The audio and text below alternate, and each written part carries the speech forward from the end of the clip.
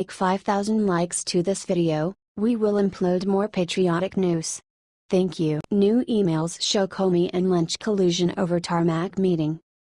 More information is coming out about the meeting former Attorney General Loretta Lynch had with Bill Clinton last summer, indicating that her top lawyers at the Justice Department edited press statements concerning the event in question. The Washington Free Beacon is reporting, the same attorney, Paige Herwig, is now the Deputy General Counsel for Democrats on the Senate Judiciary Committee. That panel is now investigating whether Lynch played any role in trying to influence the scope or intensity of the FBI's investigation into the Hillary Clinton email scandal. Prior to her legal work with Lynch at Justice, Herwig was a special assistant and associate counsel to President Obama. Newly released Justice Department emails show that Herwig, whose title was counselor to the Attorney General at the time, helped edit the first media statement responding to inquiries about the Tarmac meeting. Those emails were included in 413 pages of Justice Department documents the American Center for Law and Justice, ACLJ, obtained through a Freedom of Information Act lawsuit. The emails show that on June 29, 2016, 2 days after the Clinton-Lynch meeting when the national news media was first learning of the Tarmac one-on-one, Melanie Newman, the then Director of Public Affairs at the Justice Department, emailed her FBI counterpart to flag the media stories about the Tarmac meeting that she noted were gaining traction tonight. Newman included a transcript of a question Lynch answered about the meeting the following day, as well as Justice Department talking points on the topic, which are redacted in the emails. The meeting between Clinton and Lynch occurred right after the conclusion of the FBI investigation into the email scandal that played a significant role in Hillary's loss to Donald Trump in last year's election. What makes this meeting look so shady is that Lynch was the individual who would determine whether or not to pursue criminal action against Clinton for her email debacle, and after this little rendezvous, she decided to go ahead and accept the FBI recommendation. 4 days passed and former FBI Director James Comey held a press conference where he more or less said Hillary was off the hook and cleared from indictment. Comey has stated that the meeting between Clinton and Lynch was a deciding factor in coming out and stating that while Hillary was extremely careless, she hadn't done anything criminal. Seems pretty clear that Hillary got away with this whole email thing without even a slap on the wrist, which does massive damage to our nation. We're supposed to be a nation of laws, a country where every single individual is equal under the law, no favorites or special classes of people. Hopefully, one day, Hillary will be held accountable for her many illegal activities. That day may be soon, as today we reported Trump's Justice Department may be offering her a plea bargain.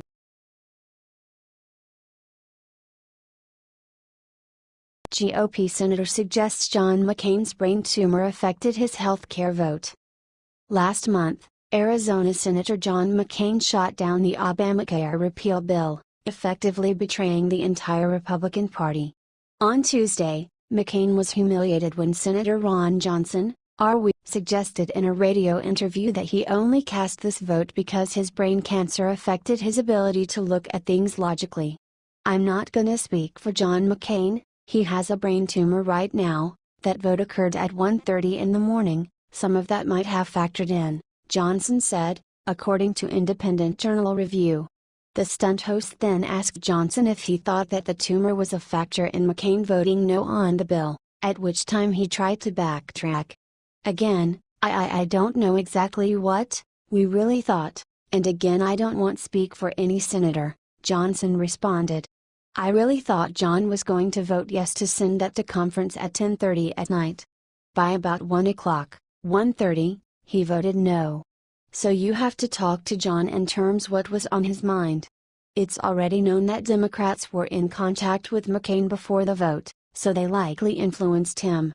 Conservative Tribune reported that McCain received a call from former Vice President and Delaware Senator Joe Biden before the health care vote took place.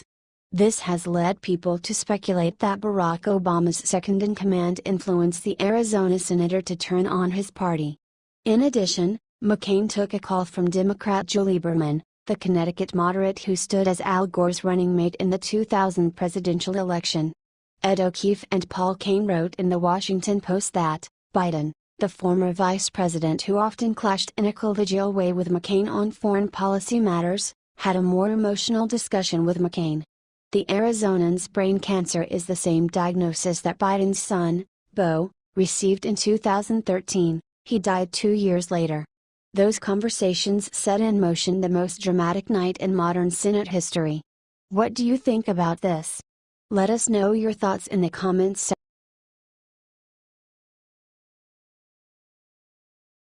NBC just sided with Kim Jong-un over President Trump. We not only have a lying, fake news media, they are also vindictive and outright dangerous. President Trump stood up for the American people by telling the chubby North Korean dictator that if he threatens America, he will deal with fire and fury, the likes of which the world has never seen. As many predicted, the lunatic dictator fired back at President Trump, upping the ante by claiming he'd attack Guam. The man is crazy and unstable. Does this come as a shock to anyone? Well, apparently it's a shock to CNBC, who prefers the feckless Obama approach. So much so, they slammed President Trump and in doing so, took the side of North Korea's cruel and evil dictator. That's how awful our media is. Did you stand with President Trump against Kim Jong-un? What do you think about this? Comment below.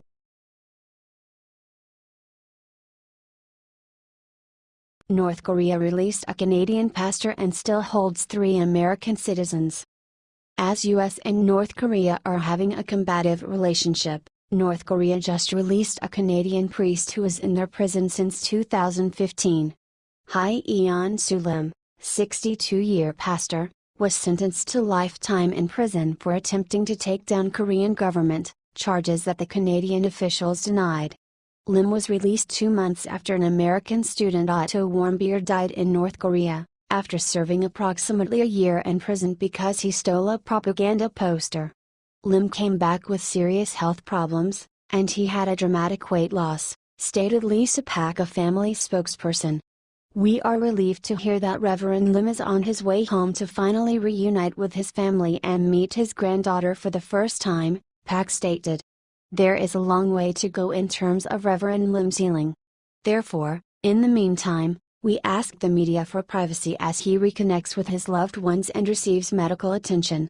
As James Lim, the pastor's son, stated, he was informed that Canadian officials delivering a letter to Kim Jong-un just departed for North Korea to secure Lim's release. In February 2015, Lim was arrested during a humanitarian mission.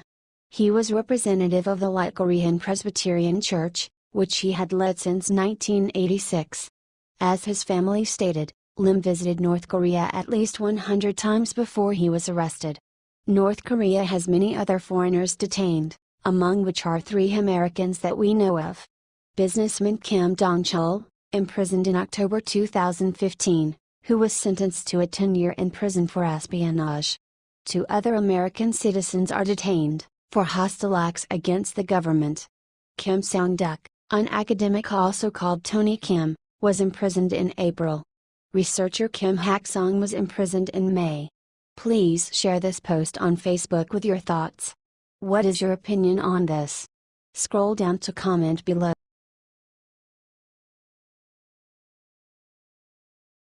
Gowdy calls out scientist who withheld cancer-triggering research data. Gowdy has been asking questions whether the National Cancer Institute swept proof under the rug in regards to a potential cure, a herbicide, which allegedly cures cancer. Gowdy sent a letter on Tuesday to the NCI, asking the details of their research. The letter was intended for scientist Aaron Blair, who first broke the news of the potentially healing herb. The committee is concerned about these new revelations, especially given Dr. Blair's apparent admission that the AHS study was powerful, and would alter IARC's analysis of glyphosate, Gowdy wrote. This came right after the International Agency for Research on Cancer, IARC, stated that the herb might actually cause cancer instead of treating it back in 2015.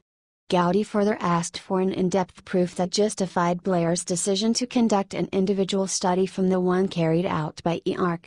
This development affected Monsanto, an agribusiness that grows the Roundup weed that is packed with glyphosate. Monsanto is doing its best to keep people from understanding that glyphosate is, in fact, a cancer-triggering substance. In March, the European Chemical Agency, ECHA, ruled that the available scientific evidence did not meet the criteria to classify glyphosate as a carcinogen. Aside from Gowdy, other Republicans also raised suspicion on the study, including Senator Jim Inhofe of Oklahoma, who asked the Department of Health and Human Services to publicly admit and prove that glyphosate doesn't cause cancer. Blair has been blamed of mishandling relevant information regarding the study, alongside investigators at Duke University who were also accused of tampering with related data. PotScan stated the fake data was being included in various publications and grant applications. Former analyst Joseph Thomas noted that the university didn't pay attention to PotScan's research, although the signs were more than obvious. She collaborated with Michael Foster, to whom the Environmental Protection Agency gave a grant in 2007. The grant was supposed to serve to find if subjection to airborne particulates can cause lung cancer in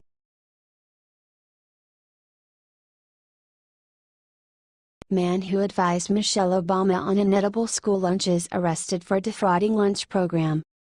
Los Angeles, California, David Binkle is a chef and one of the architects behind Michelle Obama's inedible lunches. He was recently arrested for defrauding the school lunch program and is facing up to 13 years in prison if convicted.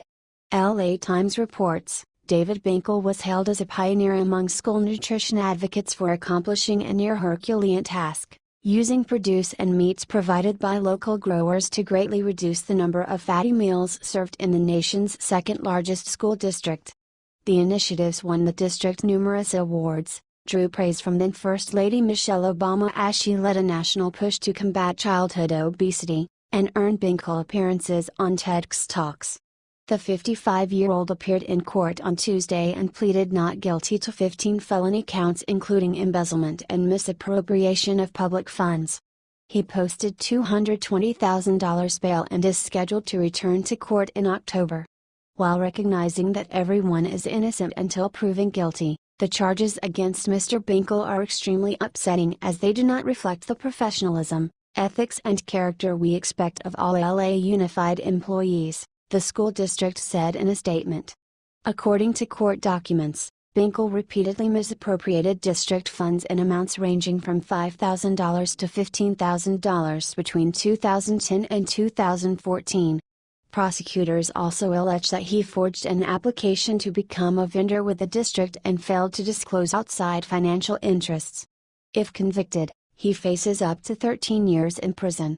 Interestingly, George Beck, a former Food Services Deputy Branch Director responsible for accounting and budgets, previously told The Times he began questioning Binkle's management of the marketing program as early as 2011.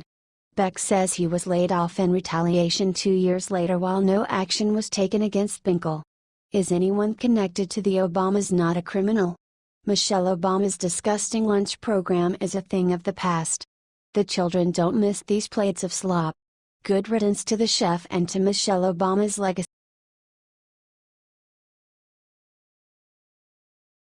Eric Bolling files lawsuit against Huffington Post contributor who released sexual harassment story.